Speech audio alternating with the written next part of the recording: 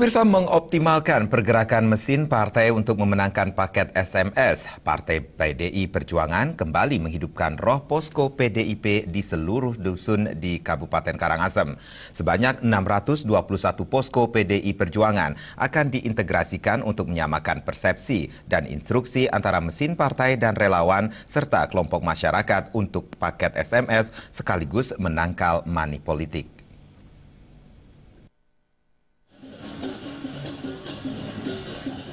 Calon Bupati Karangasem nomor urut 1 Wayan Sidirta bersama calon Wakil Bupati Made Sumiati mengapresiasi Partai PD Perjuangan karena telah memfasilitasi 621 posko di seluruh Karangasem untuk membantu memenangkan paket SMS demi Karangasem Maju. Kekuatan 621 posko juga didukung 78 posko di tingkat desa dan kelurahan, serta 8 posko di setiap kecamatan.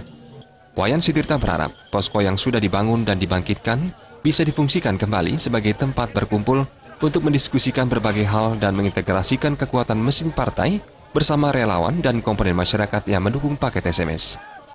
Dapur tim pemenangan paket SMS ini juga akan difungsikan untuk menangkal money politik seperti serangan fajar menjelang pencoblosan pada 9 Desember mendatang. Secara aktif, komponen yang tergabung ke dalam posko PD Perjuangan untuk paket SMS juga digerakkan untuk menangkap pelaku politik uang. Paket SMS berharap posko PD Perjuangan yang ikut menjadi garda terdepan dalam menjaga demokrasi di Kabupaten Karangasem juga diharapkan tetap kokoh berdiri sesuai dengan fungsinya untuk mengawal kegiatan partai dan pembangunan daerah ke depan.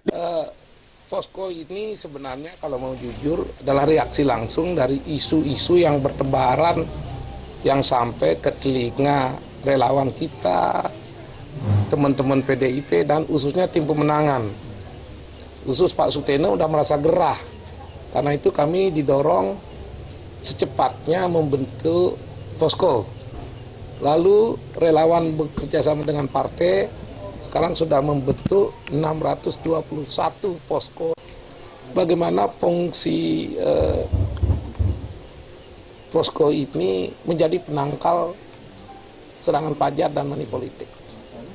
Jadi dia berjaga seperti gardu, seperti pos polisi, seperti pos satpam, seperti pos ansip. Nanti kalau ada yang kurang maksimal, kita sempurnakan sambil jalan. Ke depan Partai PDI kalau ingin kuat, salah satu diantaranya adalah menghidupkan kembali rohnya posko, roh perjuangannya posko, roh sikap berkorbannya dari orang-orang relawan yang ada di posko, yang tanpa pamrih. Ditambahkan, masyarakat mengenal Sudirta sebagai pendiri LSM Anti Korupsi Bali Corruption Watch dan menjabat penasihat hukum Indonesia Watch 1999-2000 yang dijuluki senator teladan di Senayan oleh kalangan media. Pria kelahiran asal Pit-Pit Karangasem ini mengajak masyarakat untuk menjadi pemilih cerdas pada 9 Desember mendatang. Sudirta juga mengingatkan, money politik dan serangan fajar merupakan kejahatan terbesar dalam kegiatan pilkada yang menyebabkan orang-orang baik tidak terpilih dan orang-orang yang beruang apapun latar belakangnya akan terpilih.